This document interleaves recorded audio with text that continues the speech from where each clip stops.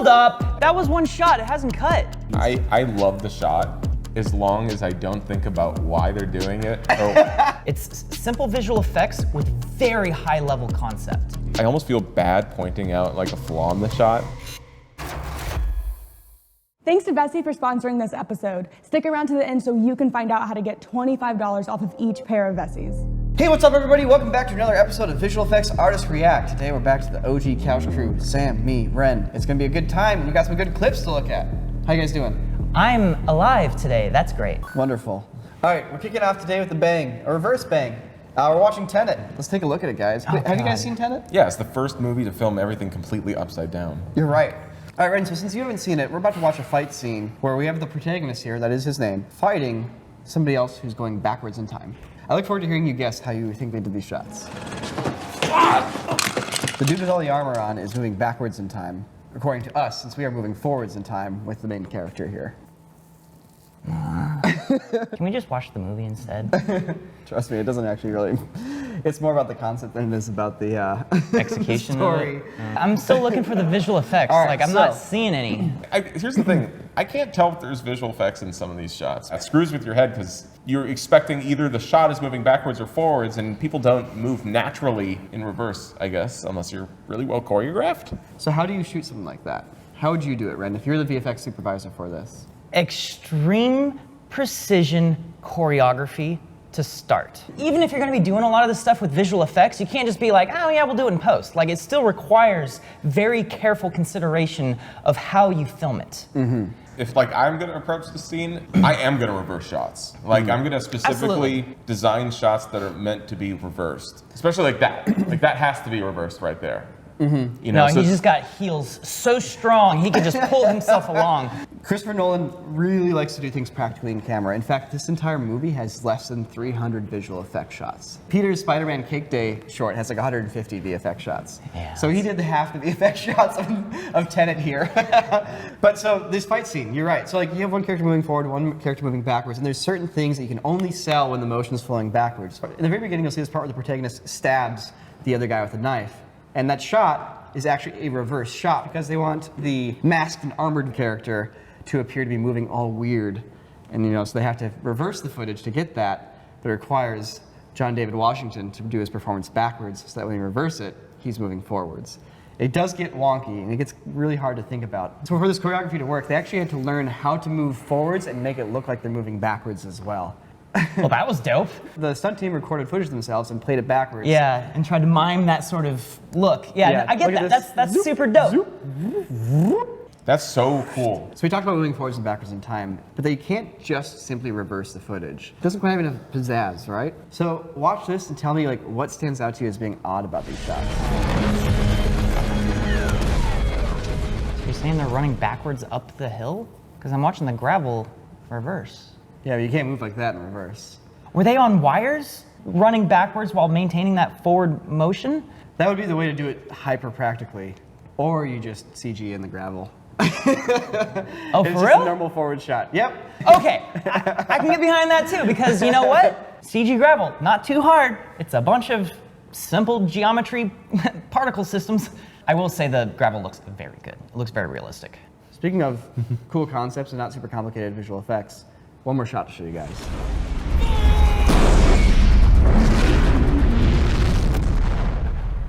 Cool.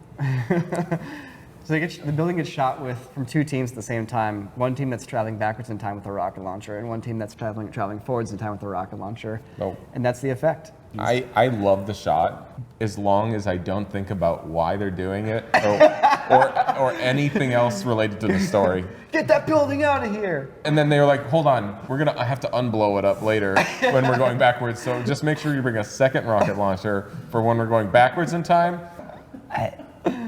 Right? What? Wait, like, let's actually look at the visual effects happening here, though. Yeah. Like, the sim for actually blowing up the building is really good. Is it a sim? Is it a sim? Is it? You think they have sims that are that good these days? All right, I'm Chris Nolan. I'm like, Wren, I'm doing all my shots for real. Here's my building, and I want you to blow it up 2 times. And you're like, excuse me, sir? So it's miniature. But once I've blown it up once, how do I unblow it up? You make 2 buildings that are identical.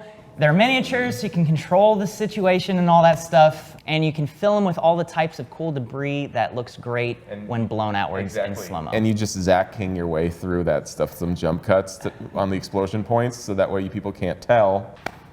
That's it. 2 models, filmed twice from the same angle, and literally just cuts from one model to the other. Same exact camera move, but they just did it in reverse at the same speed. Reversing your footage is like the simplest effect in your like editing timeline. Yeah. You know? You don't need to learn all the crazy software. Just go out there and come up with fun ideas. It's all about the idea.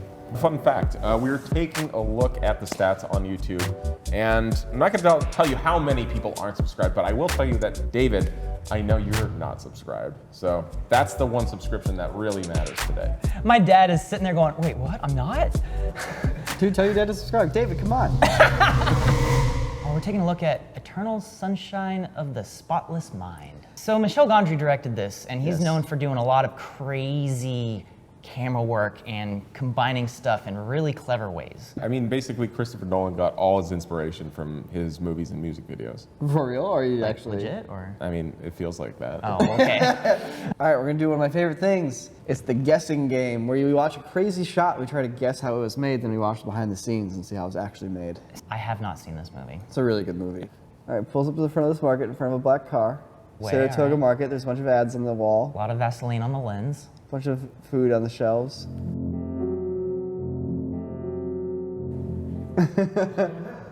Hold up! He ended up going around the block. That was one shot, it hasn't cut.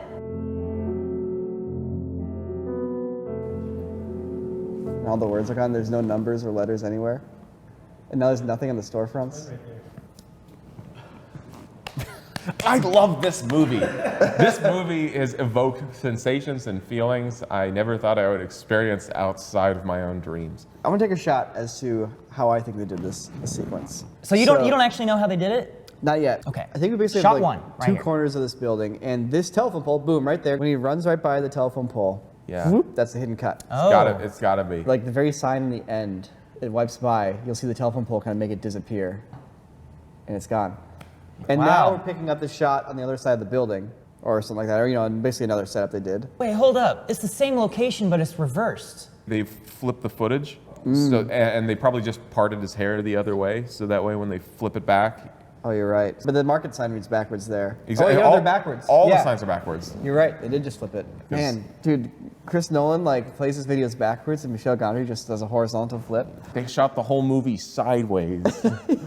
Anyways, there's a CG pole and Oh yeah, look at that motion blur on that. and mailbox, and now we just hidden cut back to Jim Carrey, back in the original location. He's doing some paint outs here in After Effects. And there's So- storytelling to all this visual effects here. There's like every single thing in the scene, there's a little step happening that's hitting you subconsciously until it's no longer subconscious and it's hitting you right in the face. Let's see how it's actually done. Let's see the breakdown. Camera pan from hell. All right, see how close we were. Show me that hidden cut. Show me that hidden cut. There it Yeah. is. Flip image 180. On the telephone pole. We're on the telephone pole.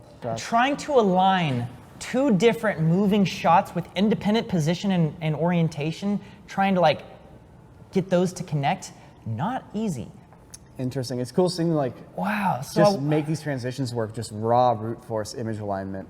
Yeah, it's like you're that's the deep end where you're like, all right, take two handheld pieces of footage here. You got to connect them. You have to like actually animate this by hand.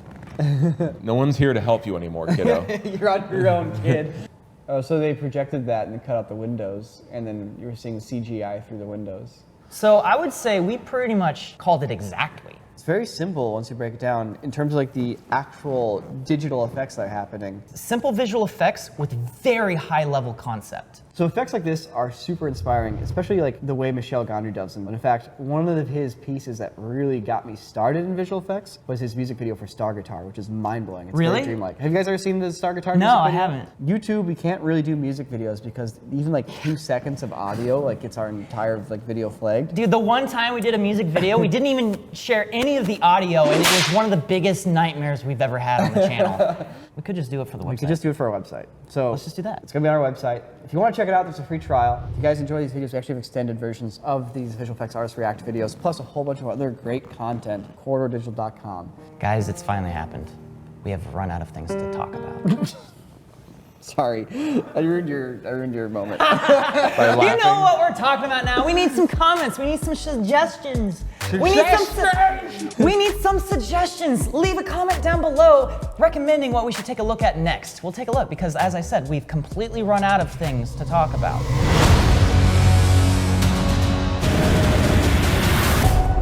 Foundation. Look, this show, I haven't seen it because it's on Apple TV Plus, which I'm still grappling with as a platform for films. But it appears that some of the best visual effects artists in the world and concept artists have worked on it.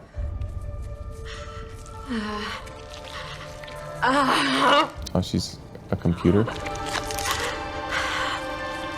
Wow, this is really well done.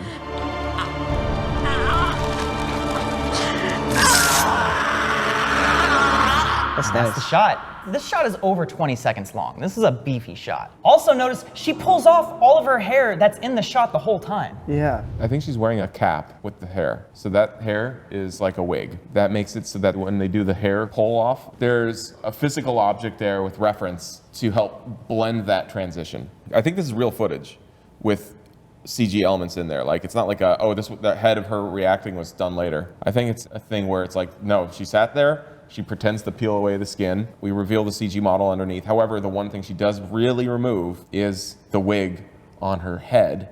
Sam is right. That's exactly what they did.